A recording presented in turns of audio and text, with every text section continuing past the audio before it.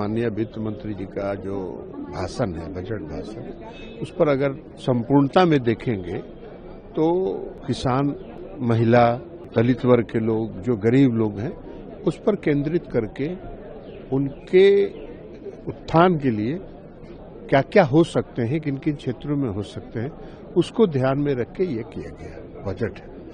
अब उसके अलावा आप अगर ये समझें कि मेरा जो 2 विभाग है, पशुपालन है और मत्स्य पालन है।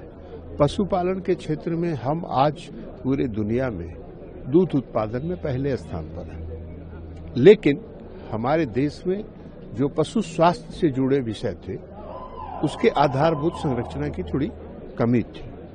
उस पर ध्यान इस बार के बजट भाषण में किया गया। जो पशु महाविद्यालय, चिकित्सा महाविद्यालय या पशुओं के पारा स्टाफ के इंस्टीट्यूट्स, इन सारे चीजों पर ध्यान केंद्रित करके इस इंफ्रास्ट्रक्चर को कैसे विकसित किया जाएगा, उस पर बजट भाषण में चर्चा है। उसमें यह भी है कि आप विदेशी संस्थाओं के साथ, सहयोग के साथ भी उसको स्थापित कर सकते हैं। इंटीग्रेटेड वैल्यू चेन, जिसमें पशु है, पोल्ट्री है, डेयरी है, इस इंटीग्रेटेड वैल्यू चेन को संगठित क्षेत्रों में लाके एपीओस के माध्यम से, सहकारी समितियों के माध्यम से, इनके माध्यम से इसको इंटीग्रेटेड वैल्यू चेन को विकसित करने पर ध्यान दिया गया है।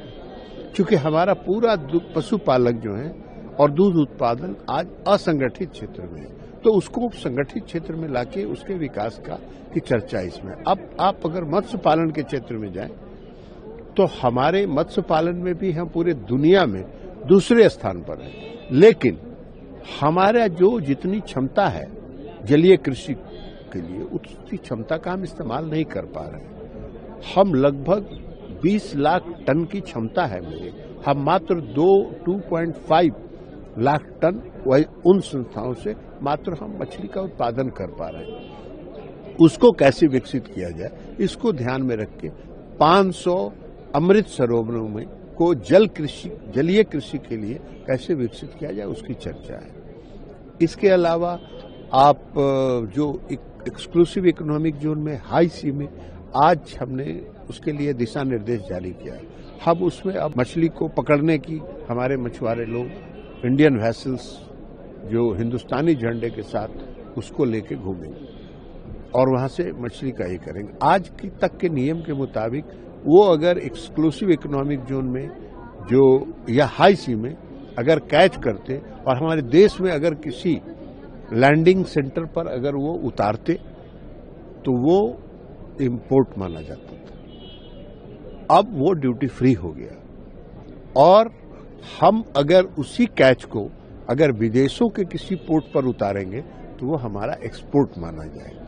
तो ये पूरा हमारे जो एक्सपोर्ट है और देश की अर्थव्यवस्था में बहुत बड़ा ये कदम है। इसके अलावा और भी कई तरह की चीजें हैं जिनकी चर्चा उसमें बजट में हुई है। हमारे आप अगर पशुपालन में देखेंगे तो लगभग 27% की वृद्धि इस बार के बजट में की गई है। तो ये सारा काम किया गया है। तो ये भी चूंकि पशुपालन और मत्स्य पालन दोनों कृषि के साथ जुड़ा हुआ विषय है, तो इसलिए हमारे जो पशुपालक हैं, मत्स्य पालक हैं, जो मछुआरे हैं, उनका आर्थिक उत्थान हो, इसको ध्यान में रख के किया गया है।